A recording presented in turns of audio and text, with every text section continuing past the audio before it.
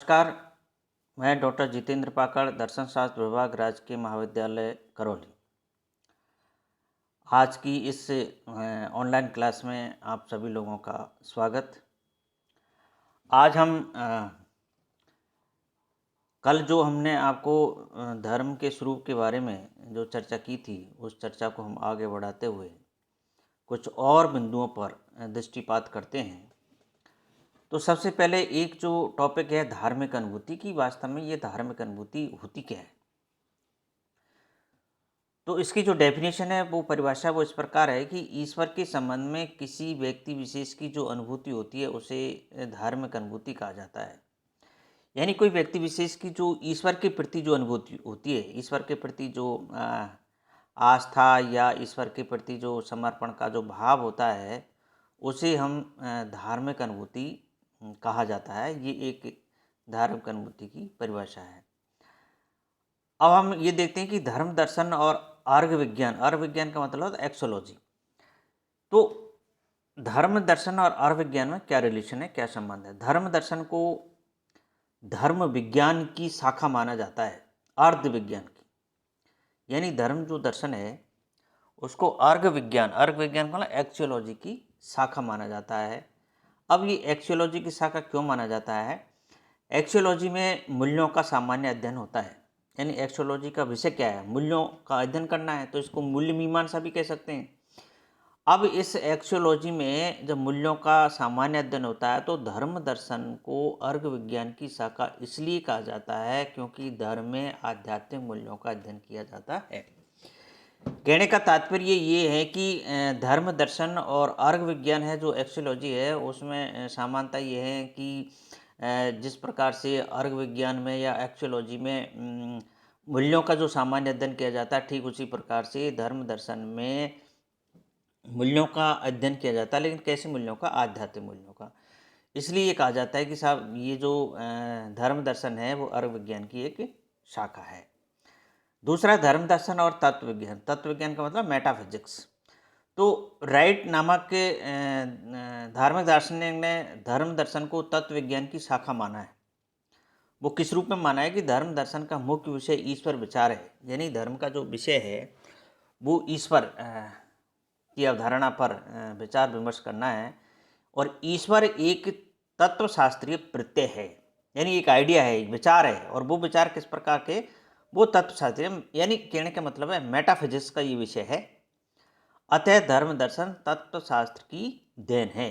तो ये यहाँ इस प्रकार से हम इनकी रिलेशन की हम बात करते हैं, तो दोनों में रिलेशन भी हो जाता है और इनमें अंतर भी हम देखने को मिलता है। यद्यपि धर्म दर्शन का मुख्य विषय ईश्वर अवधारणा पर केंद्रित है, ये बात हम पहले भी पिछले वीडियो में भी कह चुके हैं कि ईश्वर का, इसका धर्म दर्शन का वास्तव में जो विषय है वो ईश्वर की अवधारणा है। परंतु यह ईश्वर विचार के अतिरिक्त अन्य प्रश्नों पर भी विचार करता है। ऐसा नहीं है कि केवल ईश्वर के अतिरिक्त धर्म दर्शन किसी और विषय पर विचार नहीं करता है। और भी बहुत सारे प्रश्न है, बिंदु है, मुद्दे या थॉट है जिन पर ये अपना दृष्टिपात डालते हैं, दृष्टिकोण रखते हैं। तो उनमें महत्वपूर्ण जो है वो इस प्रकार है, जैसे ईश्वर क्या है। तो ईश्वर के बारे में जानने की इच्छा होना ही धर्म दर्शन का एक विषय है। दूसरा ये कि ईश्वर के अस्तित्व के क्या प्रमाण है, क्या ईश्वर को सिद्ध किया जा सकता है या इसके प्रमाण दिए जा सकते हैं। इनकी चर्चा हम अगले उसमें करेंगे टॉपिक में कि इनके कौन कौन से प्रमाण हैं या किन प्रमाणों के माध्यम से हम ईश्वर को सिद्ध कर सकते हैं।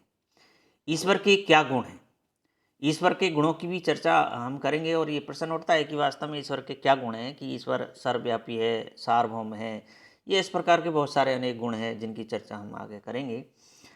ईश्वर व्यक्तित्वपूर्ण है या व्यक्तित्व शून्य, यानी ईश्वर की जो अवधारणा है वो व्यक्तित्वपूर्ण है या व्यक्तित्व शून्य है, इसकी भी चर्चा हम आगे करेंगे।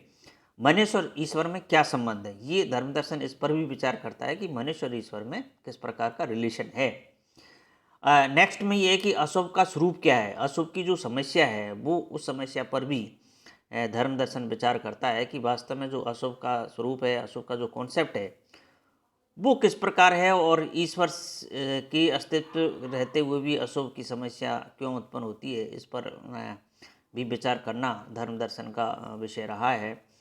अशुभ की समस्या का समाधान किस प्रकार संभव है, ये जो अशुभ की समस्या है, इस समस्या का क्या समाधान हो सकता है, इस पर भी धर्म दर्शन विचार करता है। मनुष्य अमर है या मरणशील? मनुष्य की मीन्स मनुष्य की जो आत्मा है, चेतना है, वो चेतना वास्तव में अमर है या मरने के बाद में कुछ भी शेष नहीं बचता है, इस पर भी धर्म दर्शन जो है विचार करता है। इसके बाद में अमरत्व के क्या प्रमाण है, क्या यदि आत्मा अमर है, अजर अमर है, तो फिर इसके क्या प्रमाण हो सकते हैं, हम कैसे सिद्ध कर सकते हैं कि वास्तव में आत्मा अजर अमर है। इन बिंदुओं पर भी धर्म दर्शन जो है विचार करता है। धार्मिक चेतना क्या है, धर्म के प्रति जो चेतना होती है वो चेतना किस प्रकार से उत्पन्न होती है और उसका स्वरूप क्या है, इस पर भी धर्म दर्शन विचार करता है। क्या विभिन्न धर्मों के बीच एकता संभव है, विश्व की जितनी भी जो धर्म है उन धर्मों में क्या एकता संभव है, इस बात पर भी धर्म दर्शन विचार करता है। धर्म की उत्पत्ति के कौन कौन से सिद्धांत है, यानी किन किन सिद्धांतों के माध्यम से धर्मों की उत्पत्ति होती है, इस पर भी धर्म दर्शन अपना दृष्टिपात देता है। और धार्मिक ज्ञान का स्वरूप क्या है, जो धार्मिक ज्ञान है वो किस प्रकार का होना चाहिए, इस इन तमाम बिंदुओं पर, तमाम प्रश्नों पर धर्म दर्शन जो है अपनी एक दृष्टिकोण देता है, यानी विचार विमर्श करता है इन प्रश्नों की समाधान के लिए, या यूँ कहें कि इन पर बौद्धिक विश्लेषण करने का प्रयास धर्म दर्शन का प्रमुख विषय रहा है। यानी ईश्वर के अतिरिक्त इन बिंदुओं पर भी धर्म दर्शन जो है विचार करता है। इस प्रकार हम कह सकते हैं कि धर्म दर्शन का विषय एवं क्षेत्र अत्यधिक व्यापक है, यानी कि केवल ईश्वर ही नहीं है, ईश्वर के अतिरिक्त और भी बहुत सारे प्रश्न खड़े होते हैं जिन पर भी धर्म दर्शन विचार करता है। इस प्रकार हम कह सकते हैं कि धर्म दर्शन का जो विषय और जो क्षेत्र होता है वो बहुत व्यापक होता है। सभी प्रकार के धर्म, उनकी विश्वास, मान्यताएं, धार्मिक अनुभूतियां तथा आचरण धर्म दर्शन के विषय है। ये इनके प्रमुख विषय होते हैं कि धर्म के कितने प्रकार है, उनमें उनके विश्वास क्या क्या है, मान्यताएं क्या है, धार्मिक अनुभूतियां किस प्रकार की होती है, आचरण धर्म दर्शन के विषय है। ये इस प्रकार के बहुत सारे विषय है। धर्म दर्शन बिना किसी भेदभाव एवं पक्षपात रहित होकर सभी धर्मों का बौद्धिक विश्लेषण एवं अध्ययन प्रस्तुत करता है। तो ये यहाँ इस प्रकार से महत्वपूर्ण बिंदु है जिस पर ध्यान देने की बात है कि धर्म दर्शन बिना किसी भेदभाव के, बिना किसी पक्षपात के सभी धर्मों का बौद्धिक विश्लेषण यानी बुद्धि के आधार पर ये विश्लेषण करता है, विवेचन करता है और इनका अध्ययन प्रस्तुत करता है। तो ये इस प्रकार से यहाँ धर्म दर्शन के विषय है। धर्म दर्शन की यहाँ जो व्याख्या की गई है, इसके अतिरिक्त समकालीन धर्म दर्शन का केंद्र बिंदु धार्मिक भाषा विश्लेषण रहा है। यानी ये परंपरागत जो अध्ययन है, इसके अतिरिक्त समकालीन धर्म दर्शन का जो विकास हुआ है या समकालीन धर्म दर्शन जिन बिंदुओं पर ये चर्चा करते हैं वो है धार्मिक भाषा। धार्मिक भाषा का विश्लेषण करना इनका प्रमुख उद्देश्य रहा है।